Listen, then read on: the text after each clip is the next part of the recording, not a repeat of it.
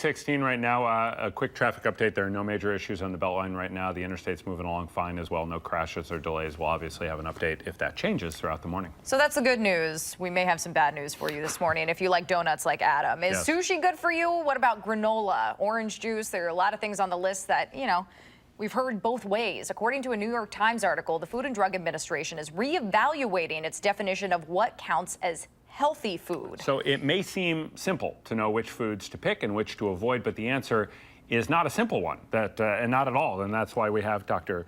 Mandira Mehra from Dean St. Mary's with us this morning, as we do every Thursday morning. Good morning. Yes, good morning. So this is really confusing. I mean, if you're trying to make an effort to eat healthy, some of these foods, I mean, granola, we had always been taught was, at least I had been taught, was fine. It's better than Frosted Flakes. So I guess how should people kind of reconcile what's going on? Okay, so just like you said, this question, or the answer, is anything but simple. Yeah. So many of us really make an effort to eat healthy. We want to eat healthy. But how can you eat healthy if you don't really know what is healthy or considered healthy? So this was a great article that really pointed out the discrepancies between what nutritionists consider healthy and what we as the American public consider healthy. So granola was a great one that had this huge discrepancy.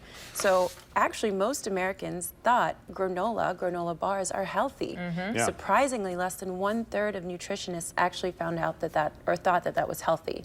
Things like coconut oil, frozen yogurt, again, huge discrepancy. The American public kind of conceives this as healthy. Nutritionists think not so healthy. I think the frozen yogurt is more of a want, because like people want to have an excuse to eat dessert. It's healthy. And think, yeah, it's a healthier dessert. And maybe some of that, is that important too, that they may not be healthy, but they might be healthier. And right. so you hear the word yogurt, so you think probiotic, you think maybe less fat. The problem is most of these things with less fat in them have more sugar. And more sugar doesn't mean good for you. So it's not good to really take that cheeseburger, that hamburger, and replace it with 12 donuts. You're not doing yourself a lot of good. But if you're replacing it with something like fresh salmon and cooked vegetables with some olive oil, now that's a great healthy substitution. Now, she says, looking directly at me, by the way, just donuts. Okay, take it away, please. Well, I'm just interested. When I was growing up, I remember my mom going on diets and using the Slim Fast shakes or things like that, which I just saw on there. Most people thought was pretty healthy, and nutritionists scored it low. Does this kind of ebb and flow based on what the latest trend is as well? I mean, we're seeing a lot of paleo and things like that out there, and a lot of the things that are unhealthy and nutritionist have high sugar, like you said. Absolutely, and it goes back to how much we know. So I think 20, 30 years ago, we probably knew 10, 15% of what we know today. And today we probably know 40, 50% of what we really will ultimately know about all of these foods. So we took a very complicated message kind of in the scientific medical community and made it very simple.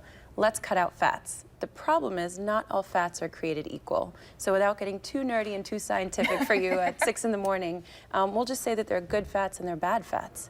And if you're confused and if none of this is making sense to you, but when you look at those packaged foods, look for things that say trans fat. You don't want to buy that. Look for things that say high fructose corn syrup. You don't want to buy that.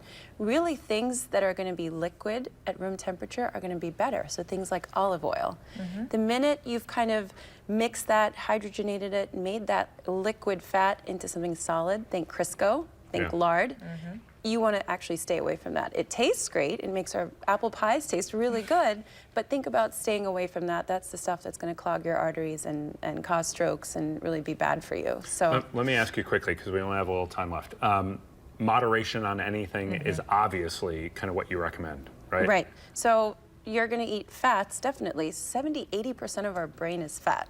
I know we're in the state of cheeseheads, but really we're fat heads. 70, 80% is fat, so we need fats. But what kind of fats are we talking about? We're talking about omega-3 fatty acids. So less cheeseburgers, more fish. Awesome. Dr. Mehra, thank you so much again for joining us this morning, and we'll see you next Thursday. See you next week. Good to see you.